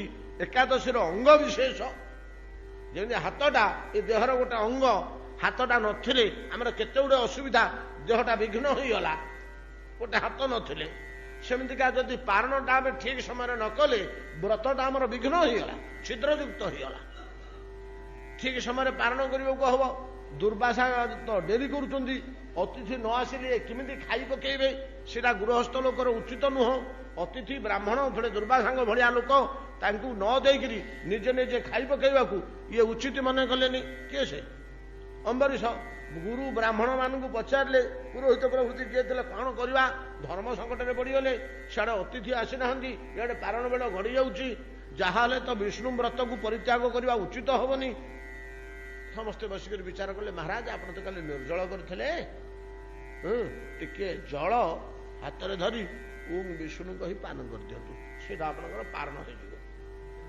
ଯେହେତୁ ଗତକାଲି ଆପଣ ଜଳପାନ କରିନଥିଲେ ନିର୍ଜଳା କରୁଥିଲେ ଜଳ ବିନ୍ଦୁକରେ ପାରଣ କରିଦିଅନ୍ତୁ ଆଉ ଅନ୍ନ ଭୋଜନ କରନ୍ତୁନି ପେଟ ପୁରେଇକିରି ନା ପାରଣ ଯଦି ଆମେ ଜଳରେ କରିଦେବା ତାହେଲେ ଆମର ଅତିଥିଙ୍କର ଅବଜ୍ଞା ହବନି ତ ନା ନାଇଁ ହବନି ଆଜ୍ଞା ଜଳପାନଟା ଭୋଜନ ଭିତରେ ଯାଉନି ଜଳପାନଟା କଣ ଭୋଜନ ଭିତରେ ଯାଉଛି କି ସକାଳୁ ଉଠିକିରି କିଏ ପାଣି ଗିଲାସେ ପିଇଥିବ କି ଚାହା କପେ ପିଇଥିବ ଆମେ ଆସି ପହଞ୍ଚିଲେ ଆମକୁ କିଏ ଜଣେ ପଚାର ଭାଇ ଖାଇସାରିଲଣି ଆମେ କହିବା ହଁ ଖାଇସାରିଲିଣି ନୁହେଁ କି ଆମେ ଯଦି କହିବା ନାଇଁ ନାଇଁ ମୁଁ ଖାଇନି ତାହେଲେ ଘରେ ଆମକୁ କହିବୁ ତୁ ସକାଳେ ଚା ଖାଇଛୁ ଖାଇନୁ କଣ କହୁଛୁ ଚା କପେ ଖାଇବା କି ପାଣି ଗିଲାସେ ପିଇବା କି ସରବତ ଗିଲାସେ ପିଇବା ଏଇଟା ଭୋଜନ ଭିତରେ ଯାଏ ନା ଏଇଟା ଆହାର ଭିତରେ ଯାଏ ନା ତେଣୁ ବିନ୍ଦୁଏ ଜଳ ଆଚମନ ପୂର୍ବକ ଆପଣ ପାରଣ କାର୍ଯ୍ୟ ସାରି ଦିଅନ୍ତୁ ବିଷ୍ଣୁ ଉପାସନାଟା କାର୍ଯ୍ୟଟା ହେଇଗଲା ତାପରେ ଅତିଥିକି ଅପେକ୍ଷା କରି ବସିବେ ସେଇ ହିସାବରେ କଲେ ଟିକେ ଡେରିରେ ଆସିଲେ ଅମ୍ବରୀଶ କେ ଦୁର୍ବାସା ଡେରିରେ ତଳେ ଆସିଲେ ପଚାରେ ଆଜ୍ଞା ଏତେ ଡେରି କଲେ ଆଜି ଦ୍ୱାଦଶୀଟା ହଁ କାହିଁ ପାରଣ କେତେବେଳକୁ ଥିଲା ଆଜ୍ଞା ସକାଳ 8:30ରୁ ପାରଣ ଗଲାଣି ବର୍ତ୍ତମାନ ଆଜ୍ଞା 11:40 ହେଲାଣି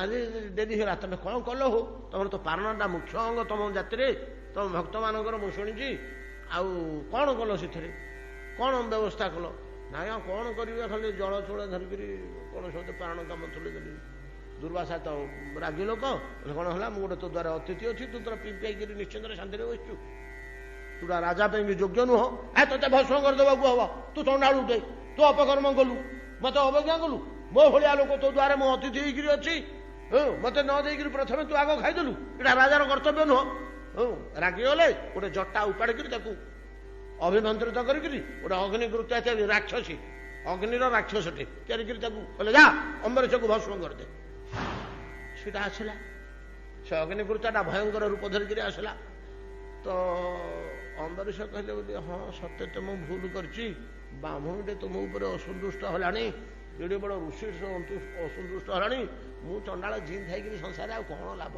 ଗୋଟେ ଲୋକକୁ ଯଦି ମୁଁ ସନ୍ତୋଷ କରିପାରିଲିନି ଗୋଟେ ଲୋକ ଯଦି ମୋ ପାଇଁ ଅସନ୍ତୁଷ୍ଟ ହେଲା ଏଇଟା ହଉଛି ଭକ୍ତିର ଲକ୍ଷଣ ଏଇଟା ହଉଛି ଭକ୍ତିର ଲକ୍ଷଣ କାହାକୁ ଅସନ୍ତୋଷ କରିପାରିବନି ଅସନ୍ତୁଷ୍ଟ କରିପାରିବନି ଏଇଟା ହଉଛି ତାର ଦୁର୍ବଳତା ଭକ୍ତର ଏଇଟା ହଉଛି ଦୁର୍ବଳତା ଏଇଥିପାଇଁ ସେ ଅନେକ କ୍ଷେତ୍ରରେ ଘାତ ପ୍ରତିଘାତ ସହିବାକୁ ବାଧ୍ୟ ହୁଏ କାହାରିକୁ ସେ ଅସନ୍ତୁଷ୍ଟ କରିବାକୁ ଦେବନି ସମସ୍ତଙ୍କୁ ସନ୍ତୁଷ୍ଟ ରଖିବାକୁ ଚାହିଁବ ଏଇଟା ହେଲା ଭକ୍ତିର ମୁଖ୍ୟ ଲକ୍ଷଣ ମୂଳ ଲକ୍ଷଣ ତ ଯେତେବେଳେ ଚିନ୍ତା କଲେ କହିଲେ ଆଉ ମୋ ପାଇଁ ବୋଲିକିରି ଜଣେ ଯଦି ମହାତ୍ମା ମହାପୁରୁଷ ଏଡ଼େ ବଡ଼ ଋଷି ଅସନ୍ତୁଷ୍ଟ ହେଲେ ମୋର ଆଉ ବଞ୍ଚି ଥାଇକିରି କଣ ଲାଭ ଆସ ଅଗ୍ନିକୃତ୍ୟା ଆସୁ ମତେ ଭସ୍ମ କରିଦେବୁ ଦେହ ମଧୁବନ ବଡ଼ ସୁନ୍ଦର ପୁଣ୍ୟଭୂମି ବୃନ୍ଦାବନ ଏଇଠିକି ଦେହ ପାତ ହେଇଗଲେ ଭଲ ହବ ବୋଲି ସେ ମୁଣ୍ଡ ପୋତିଦେଲେ। ଅଗ୍ନିକୃତ୍ୟ ଆସୁଥିଲା। ମିନିଟ୍ ହେଇଗଲା, 5 ମିନିଟ୍ ଗଲା, 10 ମିନିଟ୍ ଗଲା, କାହିଁ ଅଗ୍ନିକୃତ୍ୟ ଆସୁନି, କିଛି କରୁନି। ମୁହଁ ଟେକିରି ଚାହିଁଲା ବେଳକୁ ଅଗ୍ନିକୃତ୍ୟା ଫୁର୍ତ୍ତି ଆଉ କିଛି ନାହିଁ। ଗୋଟେ ଭୟାନକ ଚକ୍ର ଆକାଶରେ ବୁଲୁଛି। ଅଗ୍ନିକୃତ୍ୟାଟା ତା ଦେହରେ ଯାଇକିରି ବିଲୀନ ହେଇଯାଇଛି। ସେ ଚକ୍ରଟା କମ୍ପି କମ୍ପି କ୍ରୋଧରେ କମ୍ପିଲା ଭଳିଆ ଦୁର୍ବାସାଙ୍କ ଆଡ଼କୁ ଗଲା। ଦୁର୍ବାସା ଅନୁଭବ କଲେ ଏ ଚକ୍ରଟା ମୋତେ ଆକ୍ରମଣ କରିବାକୁ ଆଉଛି, ଆଉ ୟା ତେଜଟା ମୁଁ ସହିପାରୁନି। ପ୍ରାଣ ବିକଳରେ ପଳେଇଲେ। ତାଙ୍କୁ ବ୍ରହ୍ମା ରକ୍ଷା କଲେନି, ଶିବ ରକ୍ଷା କରିପାରିଲେନି, କେହି ରକ୍ଷା କଲେନି। ଭଗବାନଙ୍କ ପାଖକୁ ନାରଦଙ୍କ ଆଖିରେ ପଡ଼ିଗଲା। ନାରଦ ହଉଛନ୍ତି ଜଣେ ସାଧୁ। ଜଣେ ସାଧୁ। ସାଧୁ କାହାକୁ କୁହାଯାଏ? ତିତିକ୍ଷବଃ କାରୁଣିକା ସୁହୃଦଃ ସର୍ବଦେହିନାଂ ଅଜାତ ଶତ୍ରବଃ ଶାନ୍ତଃ ସାଧବ ସାଧୁଭୂଷଣ। ଏ 6ଟା ଗୁଣ ନାରଦଙ୍କ ପାଖରେ ଭର୍ତ୍ତି। ତା ଭିତରେ ଗୋଟିଏ ଦୁଃଖ ଗୁଣ ହଉଛି କଣ? ନା କାରୁଣିକା। ପରର ଦୁଃଖ ଦେଖିଲେ କରୁଣାରେ ତରଳି ଯିବେ। ନାରଦ ଦେଖିଦେଲେ ଯେ ଦୁର୍ବାସାଙ୍କୁ ଗୋଟେ ଦୁଃଖ ପଡ଼ିଯାଇଛି, ତାଙ୍କ ପଛରେ ଗୋଟେ ଚକ୍ର ଗୋଡ଼େଇଛି। ନାରଦ ଚିହ୍ନି ପାରିଲେ ଏଇଟା ବିଷ୍ଣୁ ଚକ୍ର ସୁଦର୍ଶନ। ୟା ହାବୁଡୁ ଦୁର୍ବାସା ତ ନେଇ କୋଟି ବ୍ରହ୍ମାଣ୍ଡ ହେଲେ ମଧ୍ୟ ବଶୀଭୂତ ହୋଇଯିବ। ଭଗବାନଙ୍କର ସୁଦର୍ଶନ ଚକ୍ର ଇଏ। ଦୁର୍ବାସାକୁ ବିପଦ ପଡ଼ିଗଲା ରେ, ବଡ଼ ଅସୁବିଧା ହେଇଗଲା। ଦୁଃଖରେ ତରଳି ଗଲେ। ନାରଦ କହିଲେ, ଏ ଦୁର୍ବାସା, ଦୁର୍ବାସା, କେହି ରକ୍ଷା କରିପାରିବେନି, ତୁ ପଳା, ଭଗବାନଙ୍କ ପାଖକୁ ପଳା, ଭଗବାନଙ୍କ ପାଖକୁ ପଳା। କାନରେ ପଡ଼ିଲା। ଚାହିଁଲେ ନାରଦ କହୁଛନ୍ତି, ପଳେଇଲେ ଭଗବାନଙ୍କ ପାଖକୁ। ଭଗବାନଙ୍କ ପାଖକୁ ଯେତେବେଳେ ଗଲେ ବହୁତ କଥା ସେଠି ପଡ଼ିଲା, ବହୁ ଜିନିଷ ଅଛି। ଭଗବାନ କହିଲେ ସେଠି ତ ଦୁର୍ବାସା ଯୁକ୍ତି ଛଳରେ କହିଲେ, ଆଜ୍ଞା ମୋ ଭଳିଆ ଜ୍ଞାନୀ, ମୋ ଭଳିଆ ମାନ୍ତ୍ରିକ, ମୋ ଭଳିଆ ତପସ୍ୱୀ, ମୋ ଭଳିଆ ମହାଯୋଗୀ ଆଉ ବିଶ୍ୱରେ ବର୍ତ୍ତମାନ କିଏ ଅଛନ୍ତି କି? ନା ନାଇଁ ଦୁର୍ବାସା, ତମ ଭଳିଆ କିଏ ନାହାନ୍ତି। ତୁମ ଭଳିଆ ଆଉ କିଏ ନାହାନ୍ତି। ବର୍ତ୍ତମାନ ତୁମେ ସର୍ବଶ୍ରେଷ୍ଠ ମାନ୍ତ୍ରିକ, ସର୍ବଶ୍ରେଷ୍ଠ ତପସ୍ୱୀ, ସର୍ବଶ୍ରେଷ୍ଠ ଯୋଗୀ, ସର୍ବଶ୍ରେଷ୍ଠ ଜ୍ଞାନୀ। ଆଉ ପ୍ରଭୁ, ଆଉ ମତେ ଟିକେ ଆପଣ ଦୃଷ୍ଟି ଦେଉନାହାନ୍ତି, ନଜର କରୁନାହାନ୍ତି। ଆଉ ମୁଁ ଏସବୁ ସ୍ତରରେ, ଏତେ ଉଚ୍ଚ ସ୍ତରରେ ମୁଁ ରହିକିରି ଆପଣଙ୍କର ଶତ୍ରୁ ହେଲି, ଆପଣଙ୍କ ଚକ୍ର ମତେ ଗୋଡ଼େଇଛି ଅସୁବିଧା କରିବାକୁ। ତମେ କ'ଣ ଭୁଲ କଲ କି? ନା ଏମିତି ଏମିତି କଲି। ନା ଏଇଟା ମୋ ଚକ୍ର ନୁହଁ, ହୋ, ଏଇଟା ମୋ ଭକ୍ତମାନଙ୍କୁ ରକ୍ଷା କରିବାକୁ ଅଛି। ମୋ ଭକ୍ତ ପାଖରେ ଯଦି କୌଣସି ଅପରାଧ କିଏ କରେ, କିଏ ଛାଡ଼ିବନି ତାକୁ। ଏଇଟା ମୋ କଥା ମାନିବନି, ଏଇଟା ମୋ କଥା ମାନିବନି। ଅନ୍ୟ ସମୟରେ ହେଲେ ମୋ କଥା ମାନିଲେ ଅବା ଶୁଣିଲେ ଶୁଣିବ, କିନ୍ତୁ ଭକ୍ତ ଉପରେ ଯଦି କୋଉଠି ବିପଦ ପଡ଼ିଲା ତାହେଲେ ଇଏ ଛାଡ଼ିବନି। ତେଣୁ ତମେ ଗୋଟେ କାମ କର ଦୁର୍ବାସା, ଆଉ କିଛି ଉପାୟ ନାହିଁ, ତମେ ଯାଇକି ଅମ୍ବରୀଶ ପାଖରେ କ୍ଷମା ପ୍ରାର୍ଥନା କର। ଆଜ୍ଞା ମୁଁ ଏଡ଼େ ବଡ଼ ସାଧୁ, ଏଡ଼େ ବଡ଼ ଋଷିଟେ, ଗୋଟେ ଗୃହସ୍ଥ ରାଜାଟେ, ସେ ତା ପାଖରେ ଯାଇକିରି ତାର ଗୋଡ଼ ହାତ ଧରିକିରି କ୍ଷମା ପ୍ରାର୍ଥନା କରିବି? ଏଇଟା କ'ଣ ସୁନ୍ଦର ଦିଶୁଛି? ନା କୁଦୃଷ୍ଟିରୁ ତମେ ତ୍ୟାଗୀ ବୈରାଗୀ ହୋ। ଅମ୍ବରୀଶର କୁ ଗୁଣକୁ ତୁମେ ସମାନ ହବ ଦୁର୍ବାସା? ଭଗବାନ କହୁଛନ୍ତି ତମ ଉପରେ ଯେତେବେଳେ ଜୀବନ ଉପରେ ଆଘାତ ପଡ଼ିଲା, ତମର ଯେତେବେଳେ ଜୀବନ ଉପରେ ଆଘାତ ପଡ଼ିଲା, ଚକ୍ର ତମ ପଛରେ ଗୋଡ଼େଇଲା, ତମେ 14 ବ୍ରହ୍ମାଣ୍ଡ ଆଉ କୋଉଠି ଛାଡ଼ିଛ? ପ୍ରାଣ ରକ୍ଷା ପାଇଁ ଏଠିକି ବୋଲି ପଳେଇ ଆସିଛଟି। ତମେ ଯୋଉ କୃତ୍ୟା ପଠେଇଥିଲ, ଯେତେବେଳେ ପ୍ରାଣ ଆଘାତ ପଡ଼ିଲା ଅମ୍ବରୀଶର, ସେ କୁଆଡ଼େ ଯାଇଥିଲା? ମୁଣ୍ଡପତି ଛିଡ଼ା ହେଲାଟି। ସେ ତ୍ୟାଗୀ ନା ତମେ ତ୍ୟାଗୀ? ଯିଏ ପ୍ରାଣ ରକ୍ଷା ପାଇଁ ବୋଲି ବ୍ରହ୍ମାଣ୍ଡ ବୁଲି ଯାଉଛି ସେ ତ୍ୟାଗୀ ନା ଯିଏ ପ୍ରାଣ ସଙ୍କଟ ପଡ଼ିଲେ ମୁଣ୍ଡ ପୋତିକିରି ଛିଡ଼ା ହେଇଯାଉଛି, ଯାଉ ପ୍ରାଣ ଗଲେ, ସେ ତ୍ୟାଗୀ? କ'ଣ ତମେ ଗୁଡ଼େ କଥା କହୁଛ? ଆହୁରି ବହୁତ କଥା ସେଠି ଭଗବାନ କହିଛନ୍ତି। ଦୁର୍ବାସା ଆସିଲେ, ଅମ୍ବରୀଶଙ୍କ ପାଖରେ କ୍ଷମା ପ୍ରାର୍ଥନା କଲେ। ଅମ୍ବରୀଶ ଗୋଟେ କାନ୍ଦିଲେ, ବୋଲେ କେଡ଼େ କଥା ହେଲା ପ୍ରଭୁ, ତୁମେ ଇଆ କରୁଛ? ଏଡ଼େ ଏଡ଼େ ଋଷି ଗୁଡ଼ାକ ଆସିକିରି ମୋ ପାଖରେ କ୍ଷମା ପ୍ରାର୍ଥନା କରି ମୋ ଗୋଡ଼ ଧରିବେ, କ'ଣ ମୋର ଅବସ୍ଥା ହବ? ବଡ଼ ଦୁଃଖ କଲେ, ବହୁତ କାନ୍ଦିଲେ। ସୁଦର୍ଶନକୁ ସ୍ତବ କଲେ, କହିଲେ ସୁଦର୍ଶନ ବ୍ରାହ୍ମଣଟେ, ଏଡ଼େ ବଡ଼ ଶକ୍ତିଶାଳୀ ଋଷିଟେ, ମୋର ପୂଜ୍ୟ ଅତିଥି, ତମେ କ'ଣ ତାଙ୍କୁ ପଛରେ ଗୋଡ଼େଇଛ? ଯା। ସୁଦର୍ଶନ ଗଲେ, ଇଏ ଆଦର ଅଭ୍ୟର୍ଥନା କରିକିରି ଦୁର୍ବାସାଙ୍କୁ ନେଲେ। ନେଇକିରି ଦୁର୍ବାସାଙ୍କର ସେଇଠି ପରିବର୍ତ୍ତନ ହେଲା। ଦୁର୍ବାସାଙ୍କର ସେଇଠି ପରିବର୍ତ୍ତନ ହେଲା। ଦୁର୍ବାସାଙ୍କର ପରିବର୍ତ୍ତନ ହେଲା ଯେ ଦେଖିଲେ ଯେ ଜ୍ଞାନ, ଯୋଗ, ତପସ୍ୟା, ମନ୍ତ୍ର ୟାର ଚରମ ସୀମାକୁ ଯାଇକିରି ମଧ୍ୟ गोटे साधारण राजाटा साथी मु समान हेलिनी। अच्छा ता पाखे तो प्रकृत बड़ उदार गुण दुसला एत बड़ शत्रु ही मध्य से तो टिके मत शत्रु बोली भाई पारिनी टिके शत्रु बोली मत तो भाविलानी। घर को नहीं आदर करी जत्न करी खुआई पियाई केते स्नेह श्रद्धा केते मान मर्यादा करी मत आप्यायित कला कहीं अंतर तो टिके हेले शत्रुता भाव मो प्रति जात हलानी। से पानी चोले पी देथिला बोली मु ताकू प्राण रे मध्य करूथुली अथच से लोकटा मो प्रति तो कौन प्रकार ये कर मत रक्षा करदेला बर से बुझिले जे ना तेणे भगवान स्पष्ट भाव में कहीदेले आयो दुर्वासा मु भक्तर अधीन अहं भक्त पराधीन ह्य स्वतंत्र इव द्विज ये वाक्यटा सीधी कही ना दुर्वासा को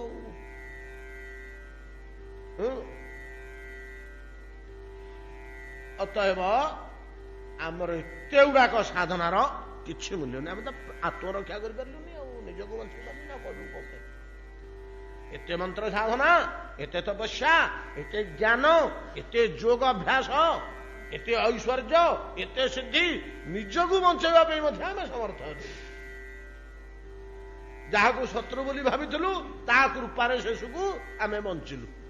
भगवान शुणिले मो कथा कहले अम्बरीश पाक पड़ा आ भगवान सिद्धासलन कहते मु अम्बरीशर अधीन से मोर भक्त भक्तिर महिमा जिते दुर्वासा अनुभव कले ये सब परित्याग करदे पूर्व जो भजन साधन था सब परित्याग करदे से वृंदावन भूमि की पड़ेले से वृंदावन भूमि की पड़ेले ऐसे तो आरंभ कले बसिक भक्तिर साधना ध्यानस्थ अवस्था बाल गोपाल मूर्ति श्रीकृष्ण लीला निरंतर स्मरण कर बसिक निरंतर बसी स्मरण कर धीरे धीरे धीरे धीरे ब्रजर लोक मैंने समस्ते शुणा पाइले जाना पाइले कुआड़ू जड़े भल साधु आसचंती अमुक अरण्य महावन रे बसी हरिभजन करुचंती आउ कुआड़े जाऊना कि कौटी माधुकरी करूना कौटी कौन ब्रजर घर जार मिलता हल साधुटी आसिक पुणी बस मसे दि मास है आमर किसी देलेनि कौन क्षीर टिके कि घी टिके लहुणी टिके नहीं खाया दिंतनि मैंने गोटे साधुटी जड़े आसिले महात्मा जड़े आसिले आगे से भाया था निज तरफ किसी दवापी आहार फाहार इत्यादि वस्त्र इत्यादि दवापी लोके उचित मन करते मोर सत्कर्म टे लागू बोलिक एमती किए कौदिन क्षीर टिके कि लहुणी टिके कि घी टिके खाद्य नहीं दिखती हाँ देले सी कौन करती ना तो पूर्व तो महान तपस्वीटे थे से तो हरिभजन बस किए जाकर कहते गोसाई आपण क्षीर टिके आनी से आँ करदे आँ करदे ढाली दिखते पड़े आसते से ढोकी दिखते ढोकी दी पाटी बंद कर दिखते ये गोटे दिन सांग सुख होकर 5-7 जन ब्रज बालिका से घर खाद्य पिठापणा कौन थोड़े धरिकी बाहर बाहर से दिन जमुना रे आज्ञा आसी वर्षा ऋतुटा तो बरसी देती जोर की ऊपर मुंडे एकदम पानी जे काहेरु कौन आउ कि कहबार आर पटे बस दुर्वासा ये प्रजांगना मैंने बोले केमी पार हवा ये बड़ नई बढ़ी फेण नहीं आसूची तो कात पानी आ कौन कर जापारानी तो आसी जड़े बाबाजी महात्मा साधु पदार्थ नहीं उत्सर्गीकृत होती सी आउ थे या फेर घर को नवा साधु आज भोकरे रे कौन कर चिंता करा फंगा किसी ना नौका एतिक बेले दैवात से कृष्ण कूल खेलुवार देखा पाइले कृष्ण तो केड़े केड़े समय केड़े केड़े कथा करमको टे पार कर दिंता परा पचारे कान्हू कान्हू आम कथा टे शुण कौन लो ना एमती आमको टे आनी से गोसाई खाया नौलु जे आमको आरपट को टे पार करदेवनी केमती ना एत पा मोर किए बस भर मुझे बसबनी डंगा फंगा किसी नहीं खेलुंट जो अति कटाल कले ब्रजवाल गान केमी से खेल छाड़ी आसवाक इच्छा नहीं खेल मजी जाइए कृष्ण तो से कहले बोलिक अच्छा तुम गोटे कम कर मत विरक्त करनी एत जमुना को कह जमुना को जाकर कह कृष्ण जदि आजन्म ब्रह्मचारी ताहले जमुना आमको बाट छाड़दे ଗୋପାଙ୍ଗନା ମାନେ ଗାଲରେ ହାତ ଦେଲେ ବୋଲେ କୃଷ୍ଣ ଶେଷକୁ ଏ କଥା କହୁଛ ତମେ ଫେରେ ଆମ ଆଗରେ କହୁଛ, ଆଉ କାହାକୁ ହେଲେ କହିଥାନ୍ତ ନା, ନହେଲେ କଣ କରୁଛ କର, ମୁଁ ଆଉ କିଛି ଜାଣିନି। କଣ କରିବେ? ବସିଲେ ବସିଲେ ବିଚାର କଲେ, ବୋଲେ ହଇଲୋ କୃଷ୍ଣ କଥା ତ ବଡ ଅଦ୍ଭୁତ, ଚାଲ ଦେଖିବା ଯମୁନାକୁ ପଦେ କହିବା। ଆସିଲେ ଯମୁନା କୂଳକୁ, କହିଲେ ମା ଯମୁନା, ଧର୍ମ ଅଧର୍ମ ସତ୍ୟ ଅସତ୍ୟ ତମେ ଜାଣ, ଆମେ ଅବୋଧ ଅଜ୍ଞାନ ଜୀବ। ଆମ କୃଷ୍ଣ ନନ୍ଦନନ୍ଦନ ଯଦି ଆଜନ୍ମ ବ୍ରହ୍ମଚାରୀ, ତାହେଲେ ଆମକୁ ରାସ୍ତା ଦିଅ ମା। ସାଙ୍ଗେ ସାଙ୍ଗେ ପାଣି ଦିଭାଗ ହେଇଗଲା, ମଝିରେ ରାସ୍ତା ଶୁଖିଲା ମାଟି ଦେଖାଗଲା। ଆଶ୍ଚର୍ଯ୍ୟ ହେଇଗଲେ ବ୍ରଜାଙ୍ଗନା ମାନେ, ପାର ହେଇକିରି ଆରପଟକୁ ପଳେଇଲେ। ଯେତେବେଳେ ଆରପଟକୁ ପଳେଇଲେ, ପୁଣି ଥରେ ନଦୀ ପ୍ରବାହ ଯେମିତି ଚାଲିବା କଥା ଚାଲିଲେ, ଯାଇ ପହଞ୍ଚିଲେ। ଯେତେବେଳେ ଯାଇକରି ସେଠି ପହଞ୍ଚିଲେ, ତ ଦୁର୍ବାସାଙ୍କ ପାଖରେ, ଦୁର୍ବାସାଙ୍କୁ କହିଲେ କି ଗୋସେଇ ମହାପ୍ରଭୁ, ଆଉ କଣ ଆଣିଛୁ, ଆପଣଙ୍କୁ ଖାଇବାକୁ ଦବୁ, ଆଉ ଦବ, ଆମକୁ ଖାଇବାକୁ ଦବ ନା? ନା ଆଜି ଆମର ପ୍ରବଳ କ୍ଷୁଧା, 2 ଦିନ ହେଲା ନଈବ ପଡୁଛି ତ କେହି ଆସିନାହାନ୍ତି, 2-3 ଦିନ ହେଲା କେହି ଆସିନାହାନ୍ତି, ଆମକୁ ତୃପ୍ତିକର ଭୋଜନ ଦବ ତ? ଆଉ ଅଧା ପୁନ୍ତୁଳିଆକିରି ଖାଇକିରି ଲାଭ କଣ, ପେଟ ପୁରା ଖାଇବାକୁ ଦବ ନା? ହଁ ଯାହା ଆଣିଛୁ ଦବୁ ଖାଇବାକୁ। ଆଉ ଆଚ୍ଛା ହଉ ଦିଅ, ମୋର ଯେତେବେଳେ ତୃପ୍ତି ହେଇଯିବ ମୁଁ ପାଟି ବନ୍ଦ କରିଦେବି, ମୁଁ ଯେତେ ସମୟ ପର୍ଯ୍ୟନ୍ତ ଆଁ କରିଛି ତା ଭିତରେ ଢାଳୁ ଥାଉ। ଦୁର୍ବାସା ଆଁ କଲେ, ଦୁର୍ବାସା ଆଁ କଲେ, ମାନେ ଯାହା ଆଣିଥିଲେ ଢାଳିଲେ, ସେମିତି ଆଁ କରିଛନ୍ତି।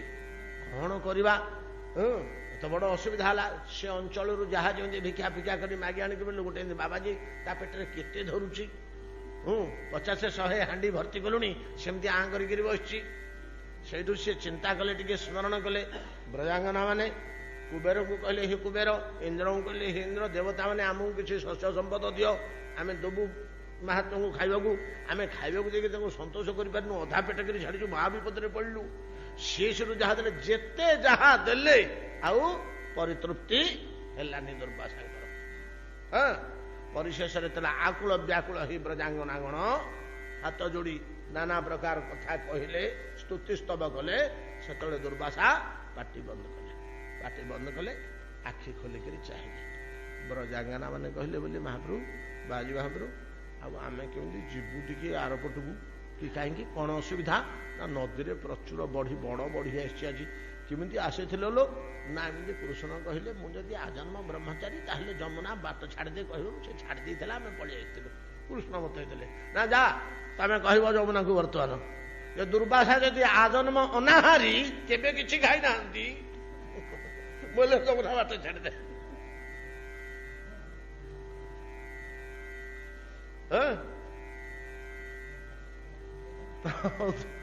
ବ୍ରଜାଙ୍ଗନା କହିଲେ, କ୍ଳାନ୍ତ ଶ୍ରାନ୍ତ ହେଇ ଦିଅଁ ଦେବତା ତାକୁ ମାଗିକିରି ଭର୍ତ୍ତି କଲୁ, କେତୁଟା ବ୍ରହ୍ମାଣ୍ଡର ଆହାର, ଜୀର୍ଣ୍ଣ ମଧ୍ୟ ହେଇନଥିବ ଏପର୍ଯ୍ୟନ୍ତ। ଏଇଲେ ବାନ୍ତି କଲେ ବାହାରିବ। ଆଜନ୍ମ ଅନାହାରୀ, ଏମାନଙ୍କ କଥା କିଏ ଜାଣିବ? ଏ କଥାର ରହସ୍ୟ ଅର୍ଥାତ୍ ଏମାନଙ୍କର ଆଉ ସେ ଅଲଗା ଜିନିଷ, ଏମାନେ ସର୍ବସ୍ୱ ଖାଇ ମଧ୍ୟ ଅନାହାରୀ, ଏଟା କେମିତି ସମ୍ଭବ ହଉଛି? କି କଥା କହିଲେ ଆସିଲେ।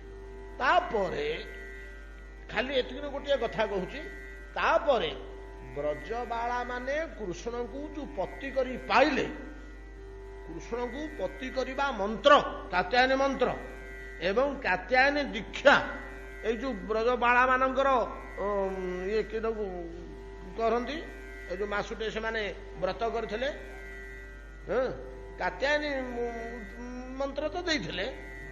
ଖାଲି ସେତିକି ନୁହଁ, କୃଷ୍ଣ ବଶୀକରଣ ମନ୍ତ୍ର ବ୍ରଜବାଳା ମାନଙ୍କୁ ଦୁର୍ବାସା ଦେଇଥିଲେ।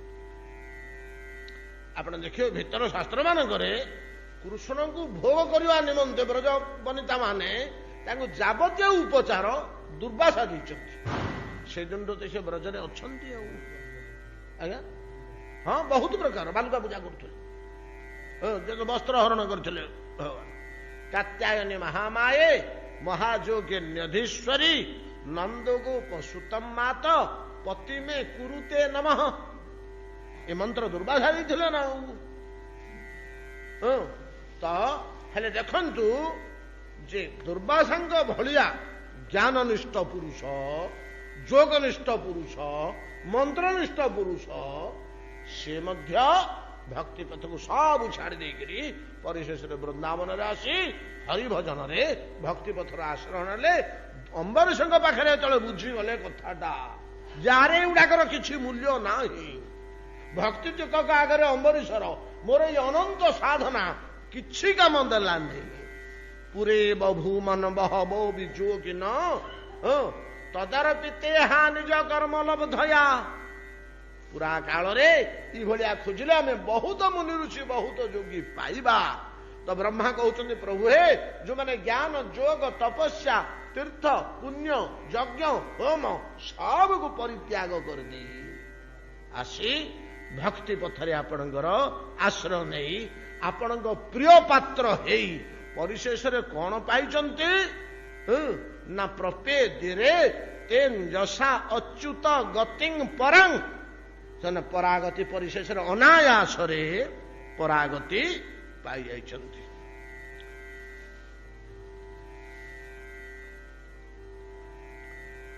ପୁରେହ ଭୂମନ ବହବୋପି ଯୋଗିନ ତଦର୍ପିତେହା ନିଜ କର୍ମ ଲବ୍ଧୟା। ନିଜ କର୍ମରୁ ଲାଭ କରିଥିବା ସମସ୍ତ ଐଶ୍ୱର୍ଯ୍ୟ, ସମସ୍ତ ସିଦ୍ଧି ତଦର୍ପିତେହା, ଏସବୁଗୁଡାକ ଆପଣଙ୍କୁ ସମର୍ପଣ କରିଦେଇ ବିବୁଦ୍ଧ ଭକ୍ତି ହେବ, ବୁଝିପାରିଲେ ଯେ ଭକ୍ତି ଏକମାତ୍ର ହିଁ ସାଧନାର ମୂଳ ବସ୍ତୁ। ବିବୁଦ୍ଧ ଭକ୍ତି ହେବ କଥୋପନୀତୟା, ସିଧା କଥା ଶୁଣିବାକୁ ପଳେଇଲେ। କଥା ଦ୍ୱାରା ଉପନୀତ ହେଉଥିବା ଭାବ, ପ୍ରେମ ଇତ୍ୟାଦି ସବୁ ସଂଗ୍ରହ କରି ଅଞ୍ଜସା ଅନାୟାସେନ ତେ ପରାମ ଗତିମ୍, ଆପଣଙ୍କର ପାଦ ତଳର ଗତି ପ୍ରପେଦିରେ ପାଇଗଲେ, ପାଇଛନ୍ତି। ଯୋଉଟାକୁ ଜ୍ଞାନ ବଳରେ, ଯୋଗ ବଳରେ ପାଇନଥିଲେ, ଭକ୍ତି ବଳରେ ସେ ଜିନିଷଟାକୁ ପାଇଛନ୍ତି। ତେଣୁ ମୁଁ ଯେ କଥା କହିଲି ସେଟା କେବଳ ସିଦ୍ଧାନ୍ତ ମୁହର କଥା ନୁହଁ, ଏମିତି ଘଟଣା ବହୁତ ଯୋଗୀ ପରିଶେଷରେ ଭକ୍ତି ପଥରେ ହିଁ ଆପଣଙ୍କୁ ପାଇଛନ୍ତି, ଜ୍ଞାନ ପଥରେ ଆପଣଙ୍କୁ ପାଇପାରି ନାହାନ୍ତି। ଏତିକି କଥା କହିଲେ ଏଇ ଶ୍ଲୋକଟି ଏତିକିରେ ଗଲା। ଆସନ୍ତାକାଲି ଆମେ ଅନ୍ୟ ଶ୍ଲୋକ ଦେଖିବା, ଆଉ ଏଥିରେ ରହିବାନି। ଏ ଗୋଟିଏ ସିଦ୍ଧାନ୍ତ ତ ଚାରିଟା ଶ୍ଲୋକ, ଚାରିଟା ଶ୍ଲୋକ ଏକାଠି ସଂଶ୍ଳିଷ୍ଟ, ଛାଡ଼ିଦେଲେ ଗୋଟେ ଚଳିବନି। ଆଉ ଯାହା ହଉ ଆସନ୍ତା